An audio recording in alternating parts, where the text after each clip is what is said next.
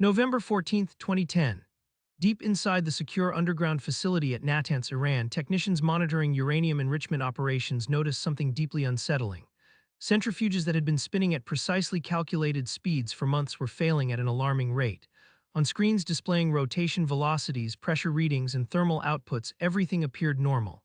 Yet in the physical world, machines were tearing themselves apart. Nearly 1,000 IR-1 centrifuges had been destroyed in a matter of months, their delicate carbon fiber rotors shattered by forces that should never have existed. Iranian nuclear engineers, among the most skilled in the Middle East, could not explain the catastrophic failures. They believed their systems were secure, isolated from the outside world by air gaps and multiple layers of physical security. They were wrong. An invisible weapon had already infiltrated their most classified facility, and it had been silently sabotaging their nuclear program for over a year. Soviet commanders during the Cold War believed that hardened bunkers, encrypted communication lines, and redundant command networks guaranteed invulnerability. Iraqi generals in 1991 trusted that their Soviet-designed integrated air defense systems could detect and destroy any aircraft penetrating Baghdad's airspace. Chinese military planners in the 2020s assumed that their encrypted satellite links and segmented networks provided absolute operational security. All of them shared a fatal assumption that the digital infrastructure connecting radars, missile batteries, command centers, and weapon systems was inherently safe. That confidence collapsed the moment cyberwarriors proved they could disable defenses, corrupt targeting data, manipulate missile trajectories, and even prevent launches entirely without firing a single shot. The revolution in cyberwarfare did not announce itself with explosions or visible destruction. It announced itself with silence, with systems that stopped responding, with weapons that refused to fire, and with commanders who suddenly realized their most advanced arsenals had become liabilities. The Stuxnet operation marked the first confirmed use of a cyberweapon to achieve kinetic military effects. Designed jointly by American and Israeli intelligence agencies under a classified program known as Operation Olympic Games, Stuxnet was not merely malware. It was a precision-guided digital weapon engineered to target a single installation, the Natanz uranium enrichment facility in Iran. The sophistication of Stuxnet astonished cybersecurity researchers when it was discovered in the wild in 2010. The malware exploited 4 zero-day vulnerabilities in Microsoft Windows operating systems, vulnerabilities unknown even to the software's creators. It used stolen digital certificates from legitimate companies to disguise itself as trusted software. It contained detailed knowledge of Siemens Step 7 programmable logic controllers, the industrial systems used to regulate centrifuge speeds at Natanz. Most remarkably, Stuxnet was designed to remain dormant unless it detected the exact configuration of centrifuges used at the Iranian facility. If it found itself on any other system, it would do nothing, ensuring operational security and minimizing collateral detection. Once Stuxnet infiltrated the Natanz facility, likely through an infected USB drive carried unknowingly by a contractor or technician, it began its mission with surgical precision. The malware identified the Siemens controllers managing centrifuge operations and quietly modified their instructions. It commanded the centrifuges to accelerate beyond safe operational speeds, then decelerate sharply, then accelerate again in unpredictable cycles. These violent speed fluctuations induced mechanical stresses that the centrifuges were never designed to withstand. Carbon fiber rotors, spinning at more than 60,000 revolutions per minute, began to vibrate and fracture under the accumulated strain. Meanwhile, Stuxnet intercepted sensor data traveling from the centrifuges to monitoring stations and replaced it with false readings. Iranian engineers staring at their screens saw normal rotation speeds, stable temperatures, and safe pressure levels. They had no idea their centrifuges were being systematically destroyed until the machines physically disintegrated. By the time security specialists from Belarus were brought in to investigate anomalies in the computer systems, Stuxnet had already accomplished its mission. Nearly 1,000 centrifuges had been rendered inoperable, setting Iran's nuclear enrichment program back by an estimated 18 to 24 months. Declassified assessments from the International Atomic Energy Agency documented the sudden removal of approximately 900 to 1,000 centrifuges from Natanz during the period when Stuxnet was active. Iranian officials publicly denied that cyber attacks had impacted their program, but internal reports obtained by Western intelligence agencies told a different story. Engineers at Natanz described widespread confusion, cascading failures, and an inability to diagnose the root cause of the mechanical breakdowns.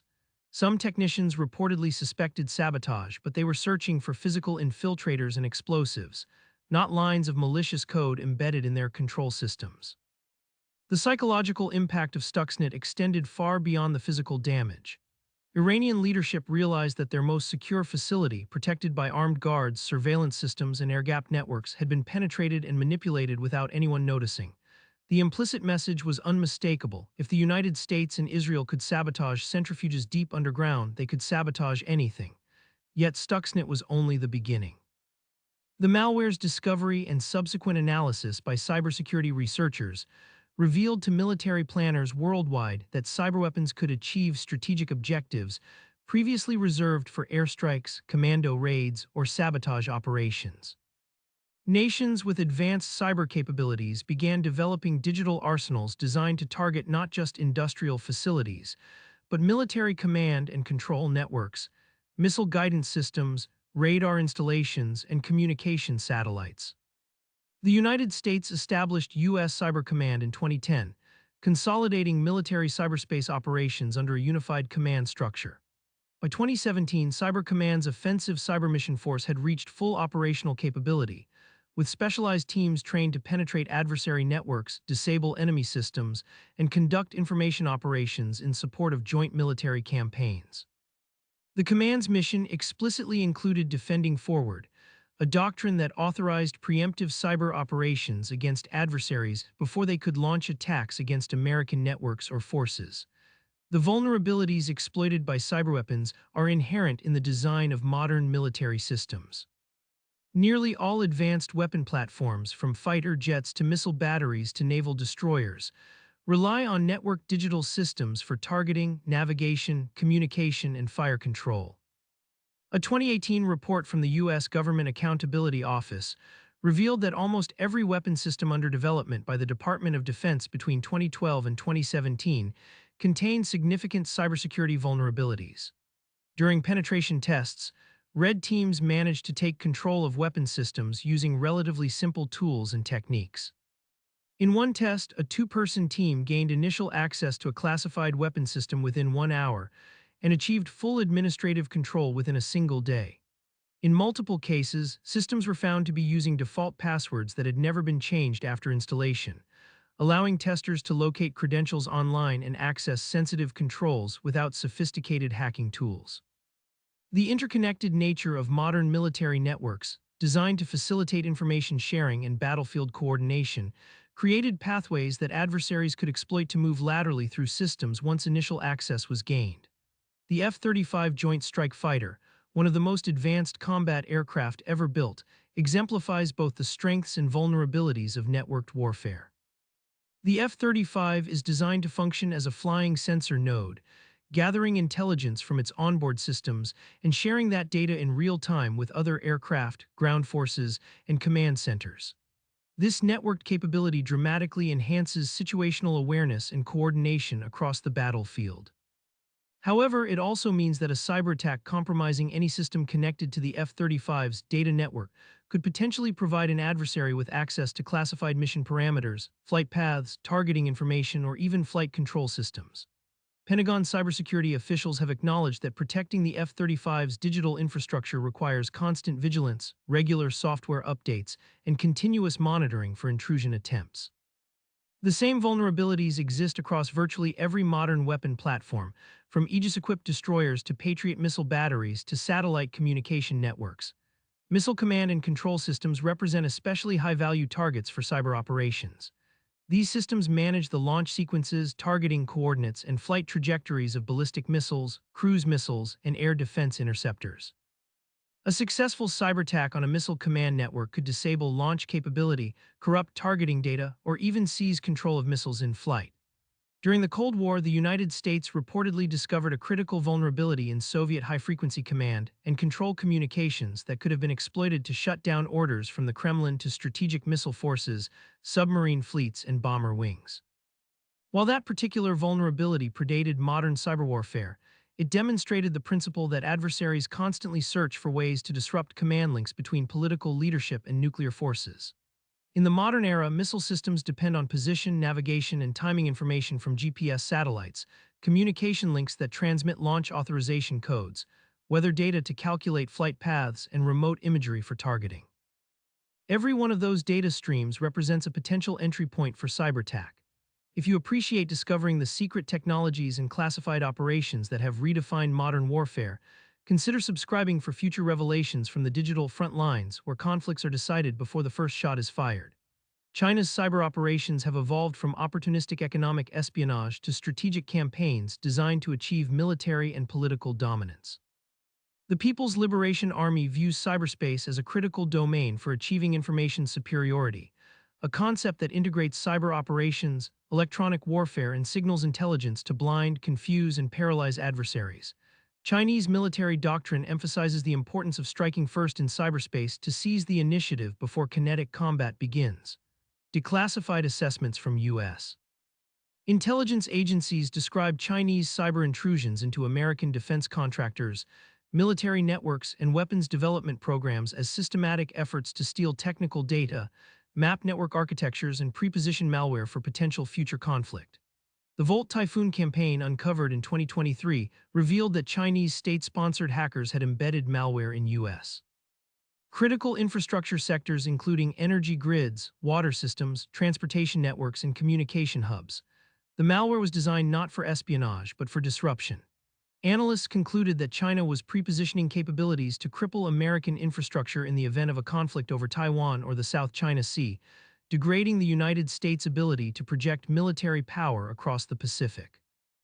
Russia's approach to cyber warfare emphasizes information confrontation, a doctrine that blends cyber operations with psychological warfare, disinformation campaigns, and electronic warfare to achieve strategic effects.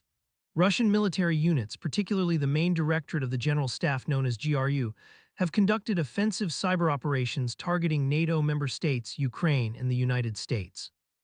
During Russia's invasion of Ukraine in 2022, Russian cyber units attempted to disable Ukrainian command and control networks, disrupt communication systems, and corrupt data used for battlefield coordination.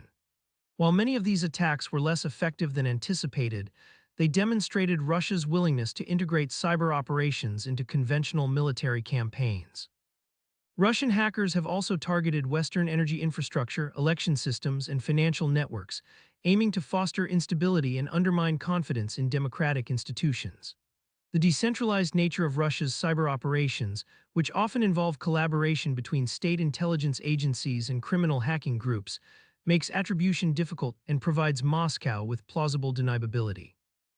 Iran and North Korea, though less technologically advanced than the United States, China, or Russia, have both developed significant offensive cyber capabilities.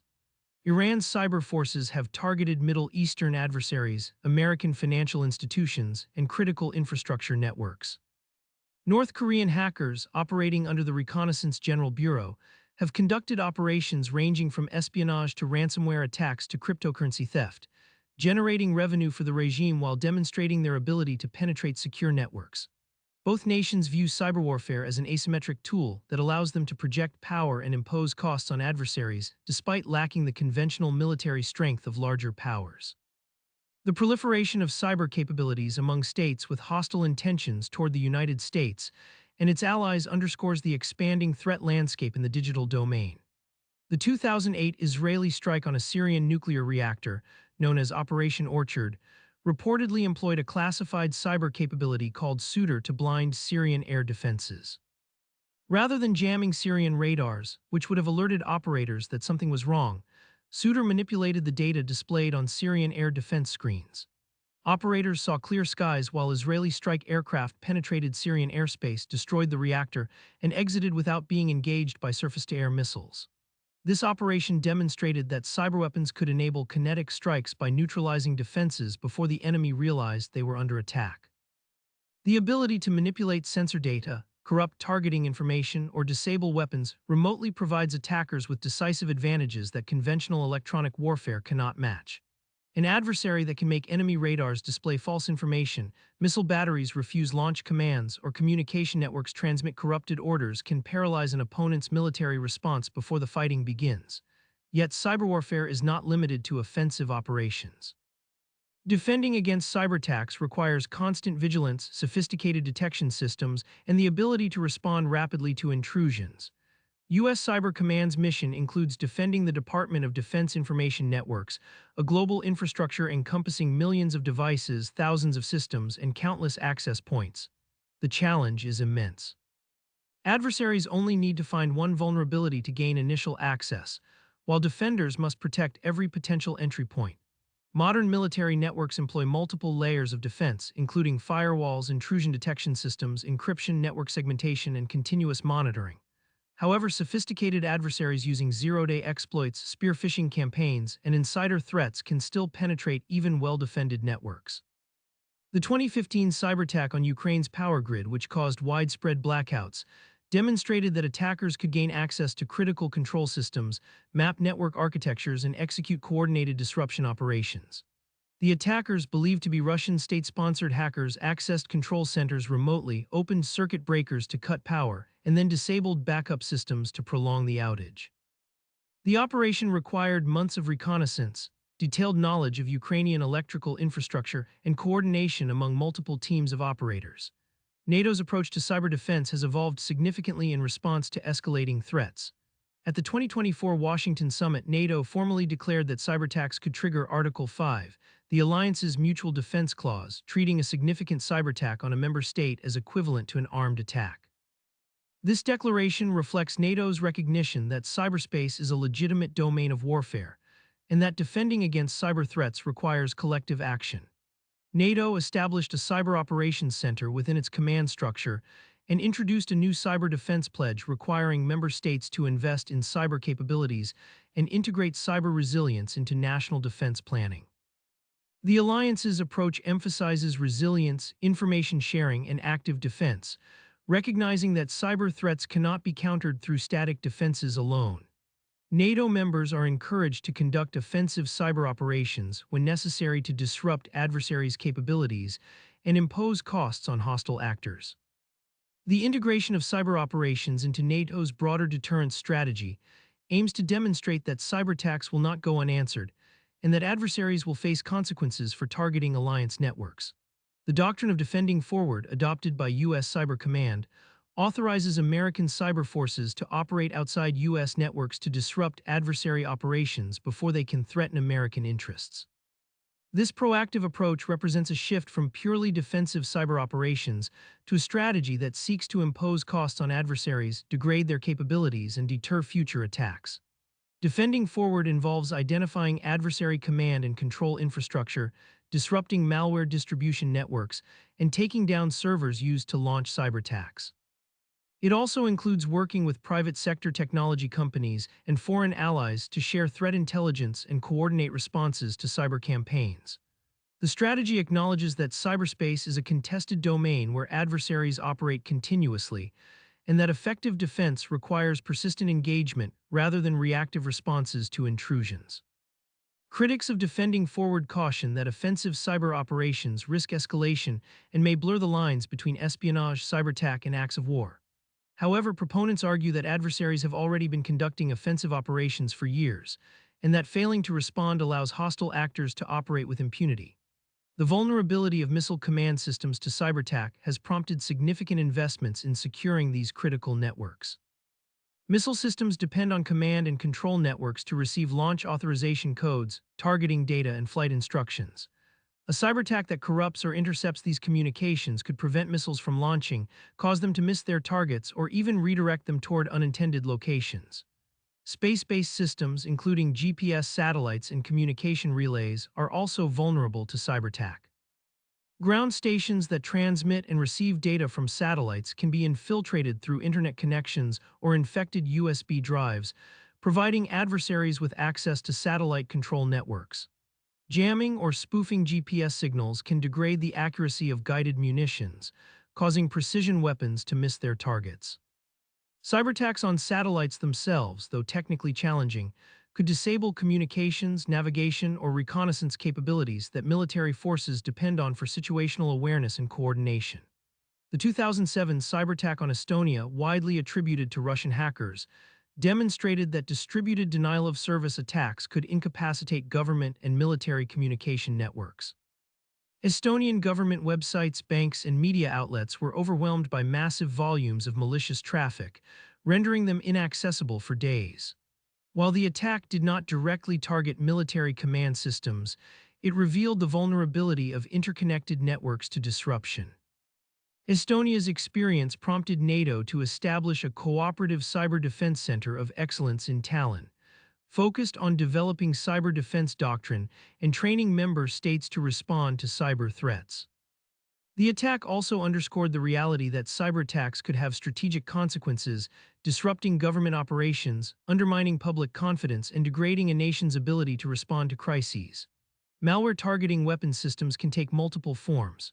Remote access Trojans provide attackers with persistent backdoor access to compromised systems, allowing them to monitor activity, exfiltrate data, or execute commands remotely.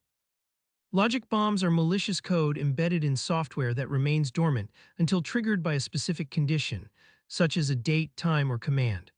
Once activated, logic bombs can delete files, corrupt data, or disable systems. Supply chain attacks involve compromising hardware or software before it is delivered to the end user, embedding vulnerabilities that adversaries can exploit later. The 2018 discovery that counterfeit network equipment with built-in backdoors had been installed in U.S. military networks highlighted the risks associated with global supply chains and the difficulty of ensuring that components are free from tampering. Man-in-the-middle attacks intercept and alter communications between systems, allowing attackers to manipulate data without being detected. An adversary conducting a man-in-the-middle attack on missile command communications could alter targeting coordinates, delay launch authorization, or inject false status reports. The psychological impact of cyber attacks on military forces can be as significant as the technical effects. Commanders who cannot trust the accuracy of their sensors, the integrity of their communications, or the reliability of their weapons face profound uncertainty.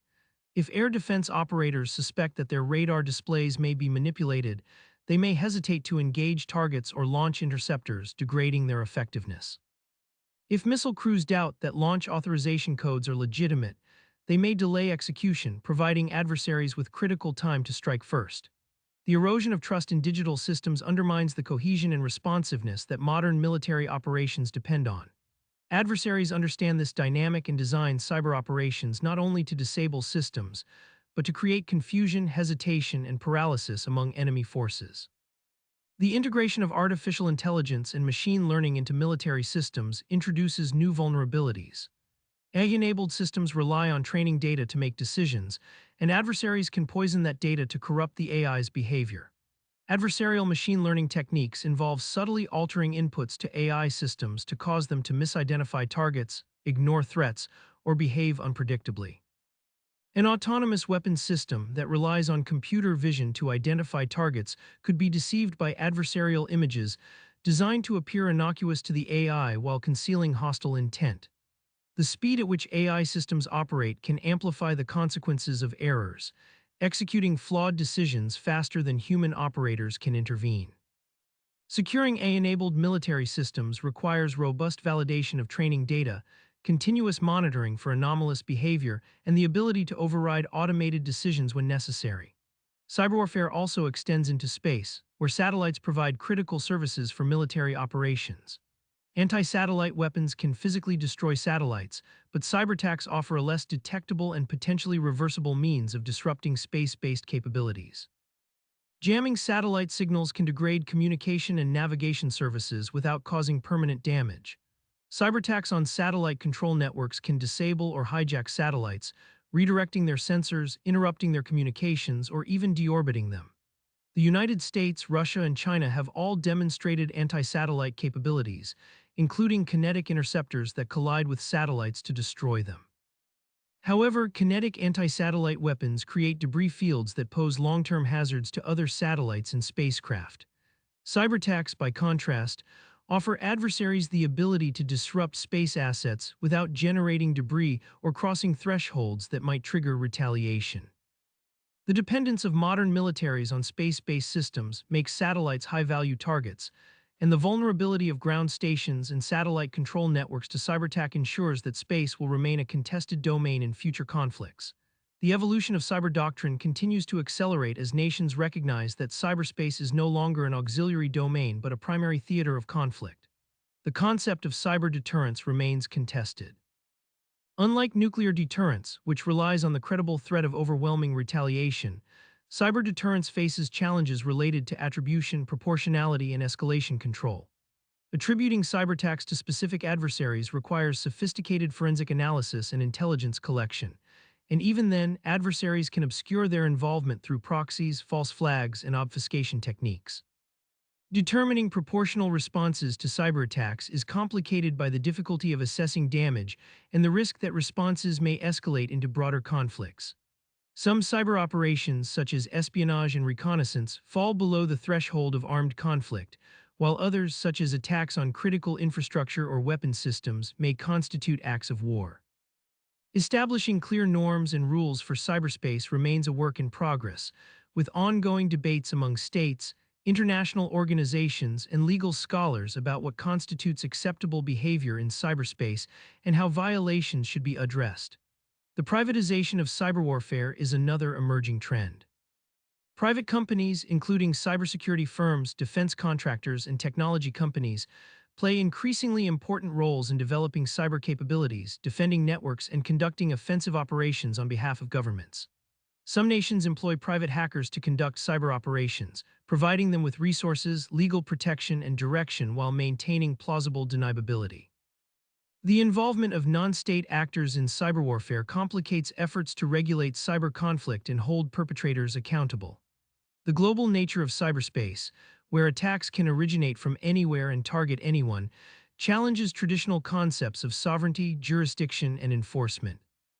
Efforts to establish international agreements governing cyber warfare have made limited progress, with major powers disagreeing on fundamental issues such as whether existing international law applies to cyberspace and what activities should be prohibited.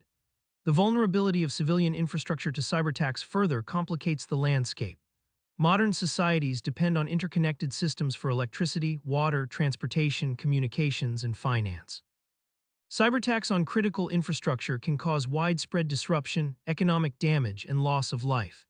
The interconnection between civilian and military networks means that attacks on civilian infrastructure can degrade military capabilities, and vice versa.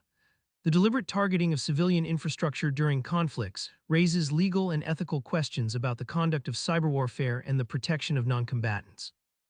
International humanitarian law, including the Geneva Conventions, prohibits attacks on civilian objects and requires parties to conflicts to distinguish between military and civilian targets.